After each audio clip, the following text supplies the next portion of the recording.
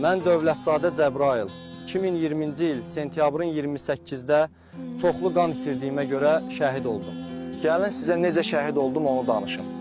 Tovuz döyüşlərində General Polad Həşimovun şəhid olması məni çox məyus etdi. Həmin an özümə söz verdim, Polad Həşimovun qisasını alacam. 44 günlük müharibə başlanan an könüllü olaraq döyüşə qatıldım. Murovdağda düşmən mövqelərinin və xüsusi postlarının ələ keçirilməsi planı həyata keçirildi. O zaman qarşımda düşmən generalı, polkovniki kimliyindən asılı olmayaraq bu an Polad Həşimovun qatilini görürdüm.